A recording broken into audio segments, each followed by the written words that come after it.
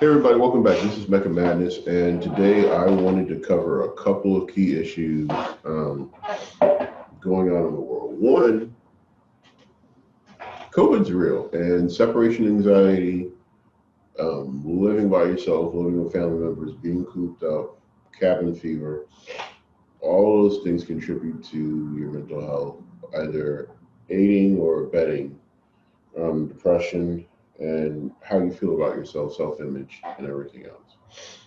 So, personal, I got fired from my job. And most people be freaking out, crying, "Oh my God, I lost my job. I'm going to lose everything." No, I'm good. Um, 2017, I lost my dad. 2018, my wife lost her father. 2019, my wife and I moved back to New Orleans, Louisiana, to live with the mother-in-law. So I have a roof over my head. There's food in the fridge. There's tons of food in the freezer. I just got to make ends meet to pay my car note. And with that being said, when COVID first kicked off, it was batten down the hatches, cut off all social ties. I'm not going out of the house unless I have to. For those of you that do know or don't know, my wife did catch COVID, a very mild case, and recovered. She's still on the mend, knock on wood, but she made it. For me, though, being on the I need to take care of my wife and being a provider and all of that, I really questioned how I felt about myself.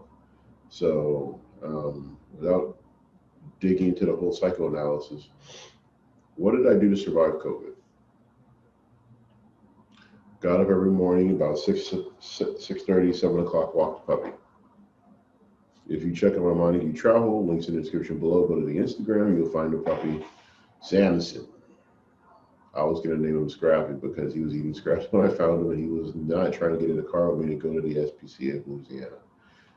But exercise, getting a mile and a half, 2 mile walking every morning, rain notwithstanding, but cold, heat, didn't matter. I was walking the dog. Other thing was adjusting my diet, cutting out a lot of carbs, snacking on weekends only, trying to eat more salads, eat healthy. Never really worked. Papa John's delivers. Wingstop was a 10-minute drive. And I'm going to own it. I've always been pudgy and fat. But I'm still proud to say my weight loss goal is still slimming down. And I'm down to 210. For those of you who knew me personally back in 2013, just before the wedding, I was up to 290. I almost hit 300 pounds at 5'8", and I was not feeling myself. Um, of course, I loaded up a lot of health issues, and look at me now at 210. Psoriasis is still a thing, but I'm alive. And what I want to let y'all know is that one, your support network, whether it's your online people, your community people, family, friends, whoever, check in. Wounded Warriors, when I worked for the VA very briefly, had the Wounded Warriors Project. You have a buddy call list, you check on your people, and you make it, you know. Whether that's a text message, a phone call, email, a dank meme, that's we're now in the meme warrior generation. Um, Bible quotes, you slip comic books into their mailbox, whatever, do it. It really does make an impact in someone's day in life when you can say that I care and I got this for you. I have this ready for you. To let you know I'm there. Care packages are a real thing. So one of the big things I was doing early on with the pandemic is that I collect postcards, and I had postcards from Japan. I had postcards from the Silent Hill game franchise. I never had my hands on a Battletech postcards. I'm probably going to make my own. But if people drop me their address, whether it was a DM, through Instagram, Twitter, Facebook, wherever, I would just send you a postcard. Just say, hey, I thought about it. And I think mail is one of the most magical things other than Christmas, even though I'm way over Santa Claus. I think mail and just getting a postcard, whether it's a virtual postcard, whether it's a physical, tangible, you actually go to the post office and put a stamp on a postcard, can change someone's day. The other things I was doing to make it through COVID was going through my old footage and loading it up to YouTube. So I recorded a lot in 2017 for my trip to Japan. I recorded a lot for 2018 with Katana Hideyoshi for that arrangement, and I recorded a lot in 2019. So I'm going through slowly editing videos, putting together and posting a lot, just so you can have a virtual vacation. And I think virtual vacations through YouTube and other social medias are really, really important, especially for the people that were robbed of that opportunity to travel. Like COVID just killed my small business. The majority of my small business, 80% of it was traveling and running trips to Japan. Now the focus is supporting my hobby channel, which is Mecca Madness, the War Room of Mecca Madness, and doing IT consulting. So what does that mean for everyone else on this channel? It's Battletech all the time, or actually it's Wargaming all the time. And what's going to be happening is that as I continue to design my roadways and infrastructure, I'm going to be selling prototypes, donating, and working with charities. So, as you all know, I'm working with Mr. Shoemaker in New Orleans, Louisiana, and we're doing Alpha Strike for Angels. So his goal is to have 320 mechs. That's ridiculous, though. And an Alpha Strike here for a 12-hour marathon of gaming. So far, we have two sponsors. That one's donating food, another one donated $75 directly to each place. Our goal is 1,000, so that means we need $925 more to go.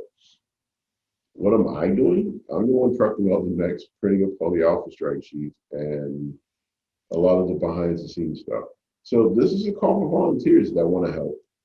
If you're based in the New Orleans area and you're comfortable working with Sony Vegas, YouTube, OBS, or any other broadcasting software, and you're willing to mask up and work in an enclosed space with a bunch of nerds as we roll dice and blow up mechs and help support, this is an open call for you.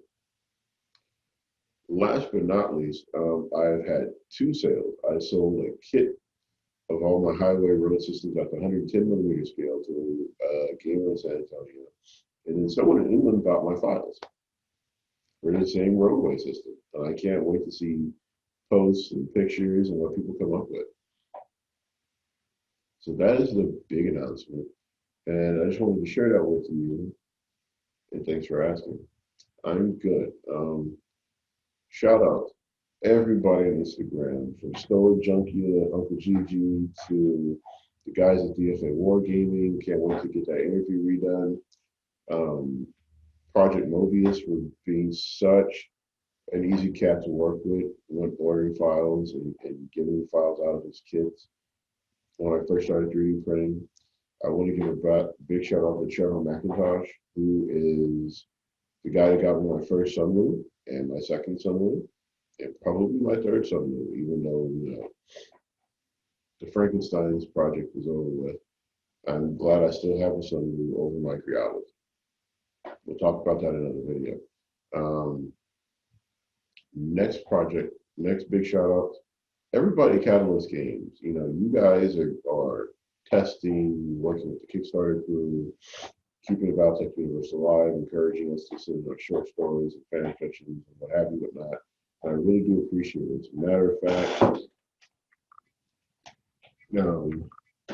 I have to broach my station reading spots, but I got my shot 1, 2, and 3. Even though I'm part of the Kickstarter, I agree with the Stanley rule of thought. I prefer the real thing over a digital copy. You know the joke. So, with that being said, life is good. Even though I'm unemployed currently in New Orleans, Louisiana, I've reached out to local organizations so I can volunteer and keep busy. Not only that, I don't mind going back to flipping burgers or doing online work from home type stuff. Being busy is just family trait. With everything going on in the world, you know,